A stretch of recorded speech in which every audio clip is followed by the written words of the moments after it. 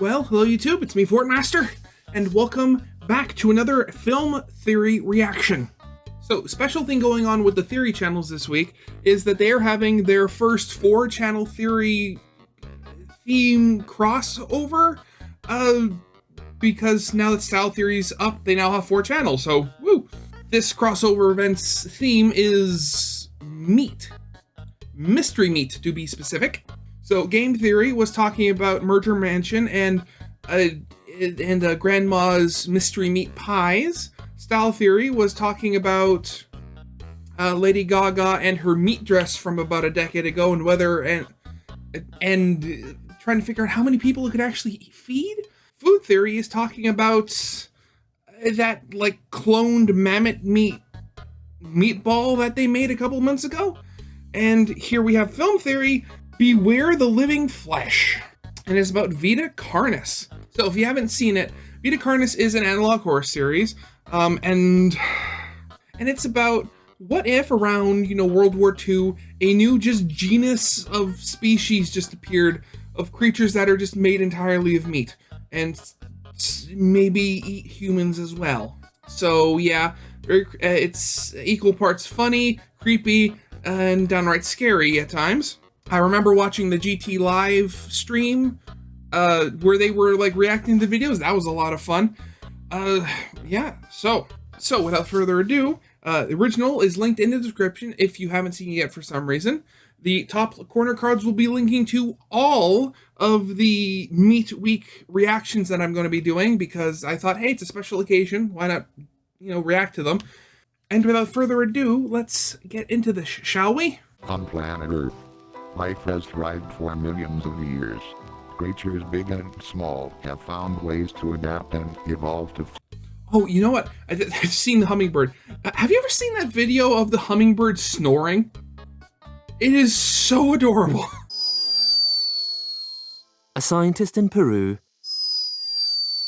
captured this, escaping from the tiny body of a sleeping hummingbird. Flourish in all types of environments.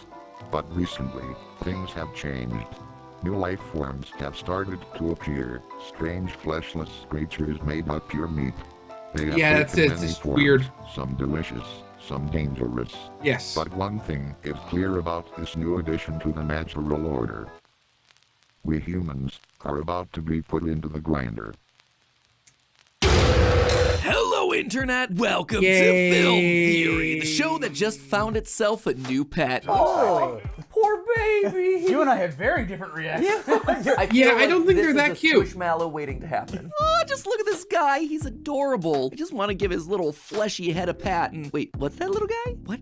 You want everyone to subscribe? MatPat is weird if you haven't come discovered on, that guys. already. How can you say no to this little face? By the way, do you guys like protein? A nice steak that would look great on a plate, in a pie, Yeah. sewn into a dress? Well, do No, I have a definitely surprise no. for you, friends? It is Meat Weekend, loyal theorists. But honestly, That's the right. meat It's our dress one very was first very four-way disgusting just crossover for me the to think theory about. channels, and we all thought, what is something that truly unites the worlds of gaming, film, food, and style? And then it hit us in the face like a wet, sloppy slab of beef. Meat! And thus, 'Cause we are made of Mystery meat. Weekend was born, baby. Yep, over on Game Theory, you can see us cover the latest round of Merge Mansion lore, where Grandma Ursula's filling her pies with some unconventional choices of meat. Just hope that Pedro Pascal makes it out alive. Meanwhile, over that's on so Food weird. Theory, we're looking into the very real science behind mammoth meatballs. Yep, you heard that one right. Scientists have cloned the meat of extinct woolly mammoths. And the first thing that we humans did, we decided to cook it up and put it in our mouths. Sounds pretty darn accurate. Speaking of putting things in our mouth holes, over on I'm waiting Style for that to Theory, hit we're the covering grocery whether or stores. not you could eat Lady Gaga's infamous meat dress. Because if you are what you eat, then why not eat what you wear? Yeah, making a dress out of meat, that was pretty darn weird, but not nearly as weird as what we're about she's to a cover celebrity. here What do today you on Film expect? Theory. You see, today we're talking about the strange, thick, meaty world of Vita Carnis. The next species on our list is the meat snake. Oh, great. Okay. Meat Okay, but snake. you're underconfident about your meat snake. It's just really cold outside, okay?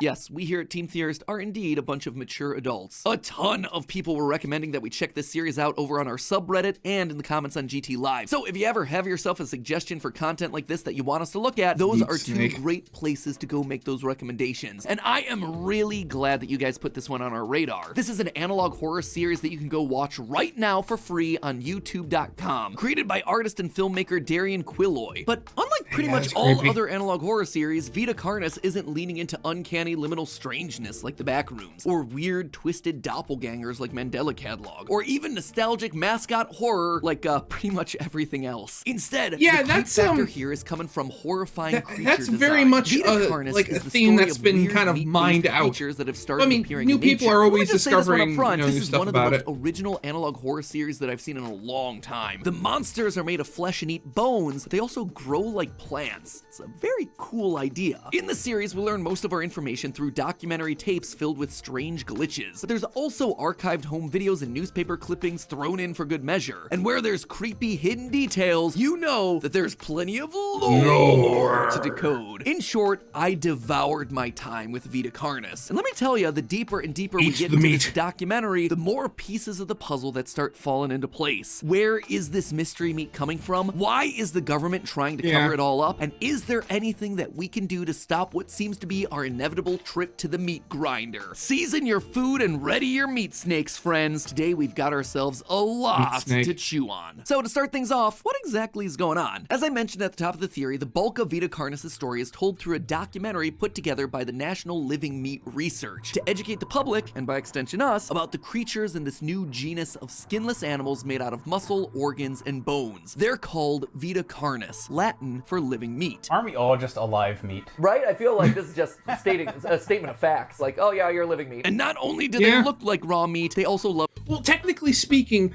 we are a jellyfish piloting a mech suit made out of bones and meat, if you want to be really specific. I think by when they say like living meat, they're talking about like there's no brains, no nothing. They're literally just muscle and like bone. To consume raw meat. Obviously not a concern for all us fleshy meat sacks out there. As the story goes, these creatures basically appeared out of nowhere starting in 1931, and their population quickly skyrocketed over the subsequent decades. The documentary is quick to point out that The origins of these creatures are solely to Earth, miraculously out of nowhere. seemingly ruling out that they're aliens or demons or any other classic analog horror fare. In fact, their taxonomy is really well laid out across these videos. The Vita Carnis genus is split into several species. Actually, yeah, that was not to like throw shade at any other like analog horror series out there, but when I looked this up myself, you're watching the videos and how like well made like these sketchbook these sketchbook drawings of like, I don't know, like a researcher actually like doing research on these things. It's like they're so well done. I mean, granted, the wording in some of the videos and the subtitles can be a little weird sometimes, but hey, you can't. Nothing's perfect. Some cute, some useful, and some literal nightmare fuel that'll get you second guessing your next hike out into nature. In fact, the more we hear about each of these types of critters, the more the dark truth of this world starts coming into focus. The first few creatures are weird, but more or less benign. The most abundant of these is known as the crawl, which are these sort of vines that resemble intestines, growing across the entire world. This stuff is edible, and apparently makes for a good meat substitute, to the point that it's been domesticated and used in several popular in-universe meals. In fact, one of the videos on the channel is a tutorial on how to create a cheesy pasta dish using the crawl. Today's dish will be a cheesy crawl penne. Watch out, boys! Looks like we have ourselves another new entrant in the Babish culinary universe. The second type of creature is known as trimmings. These things grow from the crawl, fall off, and then start skittering around on their own. They're basically sad little flesh turtles that run, hide, and scream. Next up is my personal favorite of the bunch, the meat snake. Look at this one-eyed monster. Yeah, what can I say? I just love myself some meat snake. According to the lore, these things are basically dead body garbage disposals, crawling around and eating dead carcasses, animal or otherwise. And in what might be one of the coolest bits of creature design that I've seen from an analog horror series in a while, they take the skulls of the creatures they consume and then use them as their own. Normally, these things are only supposed to grow up to 5 meters or 16 feet, which is already pretty darn long, but astute viewers can actually find a hidden newspaper clipping that confirms that they can grow to be much larger. After World War II, a quote, extremely engorged meat snake of impeccable size, their words not mine, was... Wait, what was this? Oh my god. Yeah, so like in the videos, they talk about like how the meat snakes will change their skulls and basically use the latest one of whatever creature they just ate. But this meat snake is so big, its mouth is ringed with like skulls being used as teeth. Oh my god, I never noticed that before.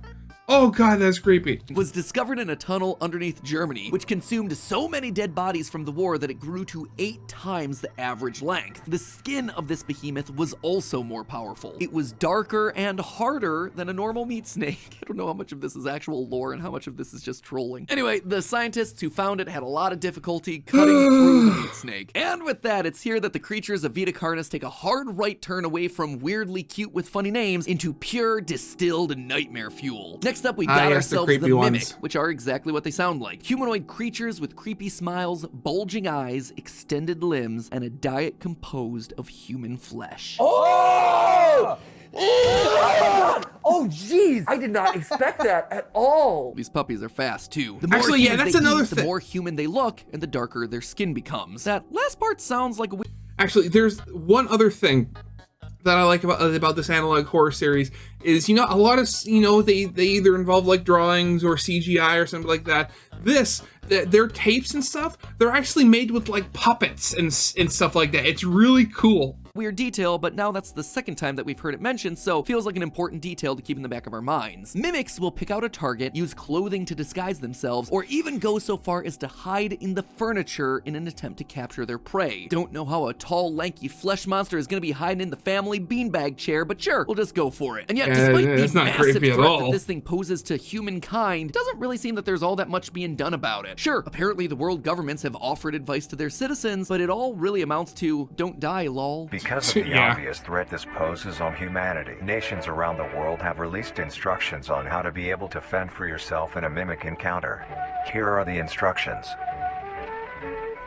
The horror only continues with the Nothing. next creature too, called the Harvester. These are large masses of flesh that plant themselves in the earth and then extend roots out in all directions. But unlike typical crawl, these roots have literal thorns in them that'll stab into any large animal that walks basically on them. a bear The worst part of all traps. this, the thorns are full of venom that disable the nervous system and prevent a victim's blood from clotting, which means that they're gonna kill him from blood loss so the body can then be consumed. And if all of that wasn't bad enough, there's apparently no way of surviving this. If you are stung by a harvester, there will be no way of helping you, being that there is no cure, and fatality is 100% positive. We later see and hear what a death by harvester is like in the video Species Anomaly Report, and let me tell ya, it is not pleasant. Now, normally at this point in the script, I'd insert a little clip here to help illustrate my point, but let me tell you, it's rough, even for me. Just take my word for it, it is scary stuff, as if we needed more reasons to not go and touch grass. And then we have what might be the creepiest of these freak shows, the Host of Influence. Creatures with semi-humanoid torsos and masses of vines that burrow into the ground. Spines extend from their backs, releasing clouds of orange spores that can infect other organisms. From there, the spores go directly into the brain and temporarily alter the minds of the victims, compelling them to sacrifice themselves to the host, which, yes, I too have seen The Last of Us, thank you very much. Someone call Pedro Pascal. Looks like we're gonna need his help again. Meat weekend? More like Pedro Pascal weekend. Wonder if I could figure out a way to work him into the meat dress episode. If I did, go down to the comments and say like, hey, I understood that reference, just to show everyone that you are here, that you have officially completed the meat cycle. Anyway, in the most recent video on the channel, Message, we see a Meat newspaper bicycle. clipping that says that the authorities are refusing to handle any harvesters. Why? Are they scared? Is there nothing they can do? No, I don't think so. Remember how I just talked about the hosts releasing clouds of orange powder? Well, later on in the channel, there's that random cooking upload that I made a joke about earlier, the cheesy crawl casserole. Well, in that video, we watch as they use a special seasoning called the Nutria Co. Flavor Enhancer, a suspiciously orange powder. Not only that, but the company's logo is a black circle with a red triangle in the middle. This exact series of shapes flashes across the screen during a similar part of the documentary talking about the hosts. These hairs are barrels that release spores produced within host's body by being fired into the air. These spores are hazardous, so keep clear of them at all costs. See it right there for that single frame? It's the exact same logo. Clearly, these two things are connected. And just like with the spores, the flavor enhancer is apparently something that people at NutriRco don't want to be inhaling for themselves. For a moment during our cooking tutorial, the faceless Babish cook leans down and we get the briefest glimpse of a gas mask covering his face. Something else that lets you know that something's just off about this powder. Notice what else happens to the soothing guitar background music when the flavor enhancer gets added. Point. Finish preparing the dish with your flavor enhancer, but allow your dish to cool to it. The guitar gets crazy. It's almost like the mind of the player has been altered in some way. And did you hear what she just said? Allow your dish to cool to a temperature below 60 degrees Celsius. or else the enhancer will not work. The enhancer doesn't work if it's above 60 degrees Celsius or 140 degrees Fahrenheit. Conveniently enough, that's the exact temperature at which most fungus dies, like we talked about in our Last of Us video. Go figure. And, as if you needed any more Pedro proof, Pascal a newspaper again. clipping from Message reveals that Nutria Co. is facing charges from people getting sick after consuming their products. So things are already looking pretty darn bad for humanity. We've got meat vines everywhere, humanoid mimics in our furniture, meat snakes in our subways, poison in our powders, and even more reasons to fear going out on hikes. But it's here that once again we reach a significant change in tone, veering from analog horror spoofs to Lovecraftian SCP terror. Oh yeah, with the those monoliths. things. These things appeared in 1972, standing in a perfect circle in a redacted location surrounding something else that's been redacted. Based on a map that we see in the video, we can figure out that the location is on an island in Canada's Hudson Bay. And given that we see a map in another video named Message, saying that the Vita Carnis creatures all seem to be moving to this location, this seems to be the point of origin for everything. So what exactly are these monoliths? Well, there's 7 entities that are roughly the size of a 37-story skyscraper. Their legs are firmly rooted into the ground with dozens of long ropey tentacles that move about. Creepiest of all though, these things just kind of stand around. They don't really react to anything. At one point, several military vehicles attempted to bomb the monoliths, but they just released an EMP pulse that disabled the attack. Even the bombs that managed to hit didn't do that much because the monoliths just repaired themselves. However, did you notice the important detail here? They released an electromagnetic pulse to defend themselves. That right there, that's weird. Throughout the series, we see a lot of instances just where the meat. Vita Carnis creatures seem to be taking control of or just outright destroying technology. During a glitch in the first documentary tape, we briefly see a newspaper clipping reporting that a radio tower has become overgrown by the crawl. Other newspaper clippings report trimming infestations under satellite dishes, and still other videos point out their interest in tech like television and radio. Trimmings also enjoy things See, that puppet. you enjoy as well, like watching the television or listening to the radio. It would appear as though the Carnus are learning from this technology. Since we're told that these creatures are closely connected to nature, it's likely that they're latching onto these unnatural human creations to either spy on us, destroy them, or ultimately use them against us. Now, at first glance at the channel's uploads, that would seem like the end of the main series releases. Sure, there are some found footage videos in the mix, the cooking tutorial, a commercial for the seasoning powder, stuff like that, but outside of a re-uploaded compilation of all the previous videos, that seems to be the end of the documentary segments that form the foundation of this world. Except that would be missing a huge final reveal hiding in plain sight. You see, what at first appears to be a rote re-upload of all the shorter documentary segments put together actually contains a final, all-new monster, a creature that seems to be the one behind all of Vita Carnis's chaos. This thing is known simply as the Singularity, and it's completely unlike everything we've talked about so far. It's a 1 I never meter found out about diameter what dark sphere this really that's was. floating off the ground. That's it. It's a big old ball. We're told that several strange magnetic fields and energy signatures are coming out of the Singularity, but all the other information about it is kept classified, and the government wants to keep it that way. You see, according to a newspaper clipping that we see on screen during the latest video Message, the people at National Living Meat Research were arrested for making this documentary because it included, quote, sensitive materials and defamation. But why? I mean, mimics and harvesters are killing people en masse. Hosts are spewing out mind-altering spores, and there's a corporation selling those spores as a spice to add to our food. Something feels off here. I mean, what is the government hiding? Well, as the man uncovering the conspiracy in the video puts it,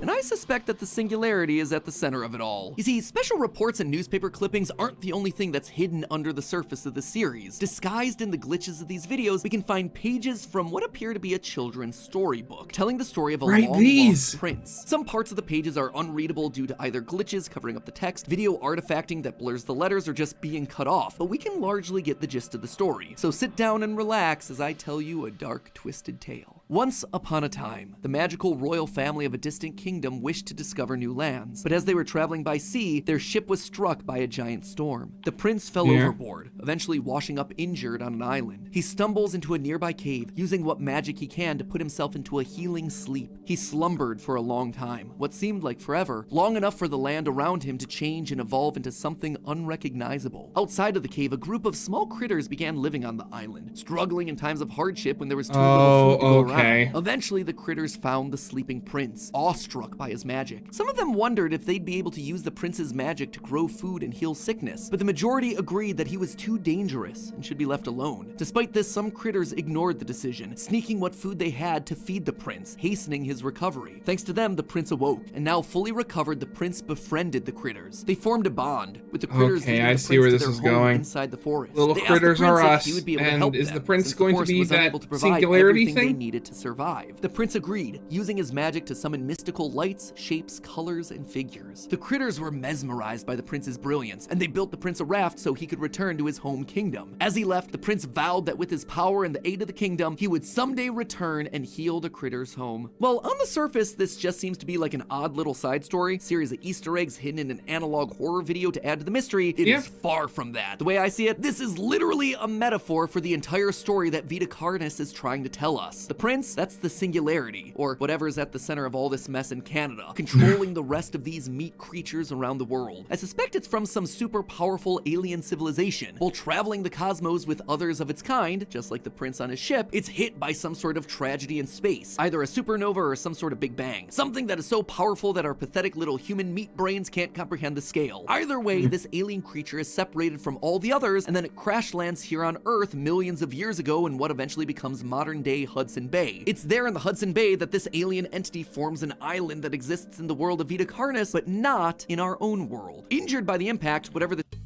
I didn't even notice that. Oh god, that's just embarrassing. I'm sorry, Canada. creature is went into hibernation that has lasted itself hundreds of millions, maybe even billions of years, at least long enough that it seems that The origins of these creatures are solely to Earth, miraculously out of nowhere. tectonic activity and life on Earth reshaped the planet above it. And Just that like is the a world very outside odd- the Prince's Cave changed, Even out of context, that's just a very odd sentence. he was asleep. Eventually, intelligent life formed on the planet, us lowly humans. We're the critters from that story, using up the resources of the world and struggling to survive, at least in the eyes of this more highly evolved being. Some humans eventually find the entity in the 1930s, and while most of the people in charge wanted to leave the creature be, others didn't. They saw it as a way to progress, to save themselves and the species from dwindling resources on Earth as humanity wrings it dry. And why wouldn't they? It's this incredible Lovecraftian being beyond anything we understand, and the organic material it creates helps the natural life cycle of Earth. But due to its unique life cycle, Like, when that's old never gone branches bad fall before. off and decay into nutrient-rich compost, all forms of life seemingly flourish instead. A cult forms in the highest rankings of humanity, in governments and corporations and militaries, all of them focused on somehow resuscitating this mysterious being. See the symbol on the flag that was put on the prince's raft that they rebuilt? It's the same triangle. symbol that we see on the flavor enhancer. It's the same thing that gets called out in multiple other videos. It's the symbol that represents whatever this cult worshipping the entity is. And how do they plan on bringing it back? Well, just like the prince in the story, they start feeding the entity. They start feeding it meat, specifically humans. That's why nothing's being done about the mimic or harvester attacks. That's why the mind control spores are being distributed as condiments. That's why people are encouraged to eat the crawl and pretend that everything is okay and normal. That's why the elder mimics and the giant meat snake that they found in the tunnel are so much more powerful than the Creepy. others. They've eaten more humans. They've grown stronger and darker as a result. Not quite as dark as the prince or the singularity, a giant floating black ball, but both the mimic documentary and the meat snake archival video make a specific point to call out the color. It grows a thick,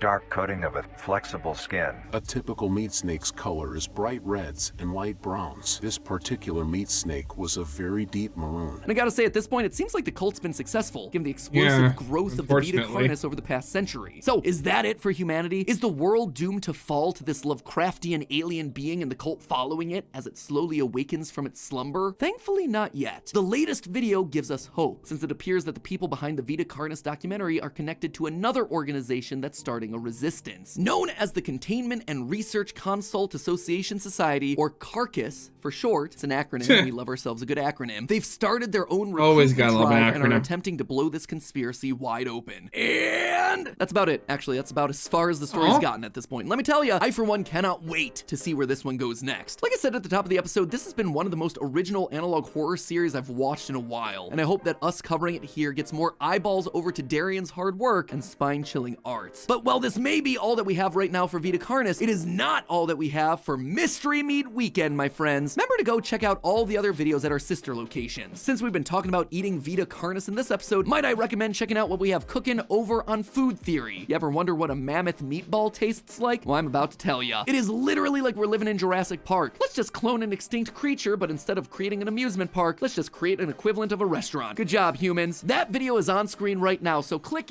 Well. Again, I love these analog horror series. Some of them, well, not just some of them, all of them are can be so like imaginative and stuff, and just stuff like this. And I